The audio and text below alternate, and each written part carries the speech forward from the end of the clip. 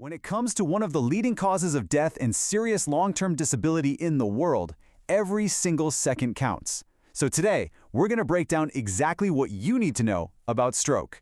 You've definitely heard of a heart attack, but have you ever heard the term brain attack? Well, that's what many medical professionals call a stroke, and it's for a very, very good reason. It's meant to get across the same level of life or death urgency, because that's exactly what we're dealing with. So just like a heart attack starves the heart muscle of blood, a stroke does the exact same thing to the brain. The moment that crucial supply of oxygen and nutrients gets cut off, brain cells, they start to die, and they die within minutes. That rapid cell death is what leads to the sudden and often devastating symptoms of a stroke. Okay, so what is actually happening inside the brain when a stroke occurs? Well, you can pretty much boil it down to two different kinds of plumbing problems. It's either a blockage or a bleed. Think of it like this. It makes it really simple. An ischemic stroke is basically a clogged pipe. A blood clot gets lodged in a vessel and stops the flow of blood. A hemorrhagic stroke, on the other hand, is like a burst pipe. A weakened blood vessel actually ruptures and starts bleeding out into the brain. See? Two totally different plumbing failures, but they both lead to the same terrible result, a brain attack. And as it turns out, that clogged pipe problem is way more common. A staggering 87% of all strokes are ischemic. Now, any stroke is incredibly dangerous, but this statistic tells us that the vast majority are caused by these blockages. Look, knowing what a stroke is, that's one thing. But knowing how to spot one, that is everything. Being able to recognize the signs quickly can literally be the difference between life and death, or between a full recovery and a lifelong disability. And the key is to just remember one simple word: FAST. It's an acronym that's designed to help anyone, and I mean anyone, spot the most common signs of a stroke. Let's walk through it. Okay, here's what you do. F is for face. Ask the person to smile. Are you seeing any drooping on one side? A is for arms. Ask them to raise both of their arms up. Does one of them start to drift down? S is for speech. Ask them to say a simple sentence, like "the sky is blue." Is their speech all slurred or strange sounding? If you see any of these signs, you get to T, which stands for time to call 911 or your local emergency number, immediately, and don't wait, even if the symptoms seem to disappear. That could be a sign of a mini stroke, which means a major one could be right around the corner. That T for time? It's not just a convenient letter to finish the acronym. When we're talking about a stroke, time is the single most critical factor in determining how things are going to turn out.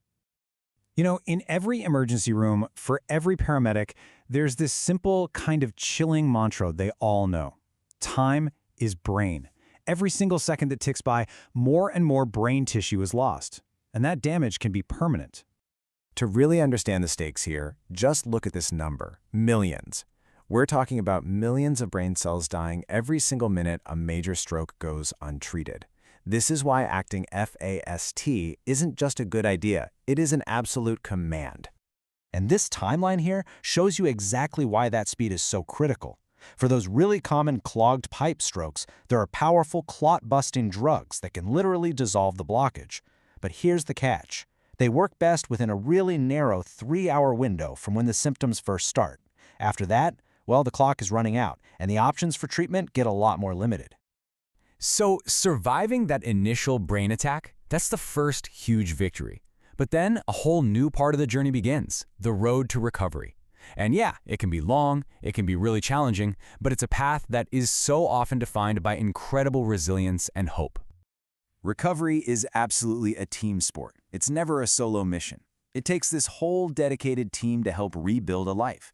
You have physiotherapists helping to restore strength and movement, occupational therapists who help relearn all those essential daily tasks we take for granted, speech therapists to tackle the immense challenges of communication, and so crucially, there's psychological support to help survivors and their families navigate the huge emotional toll. And all of this, it comes down to the brain's incredible ability to bounce back. It has this amazing capacity to rewire itself. It's a process called neuroplasticity that lets healthy parts of the brain take over jobs from the damaged areas. The journey is tough, for sure, but with a lot of hard work and the right support, really remarkable improvement is possible. Of course, the best fight is the one you don't even have to have. And what's so empowering about stroke prevention is that you are in control of the biggest risk factors. Simple things, but so powerful, like managing your blood pressure, quitting smoking, and keeping your diabetes and cholesterol in check. These can dramatically lower your risk. So we'll end on this. Knowing all of this is the first step, right? But it's taking action that actually protects us.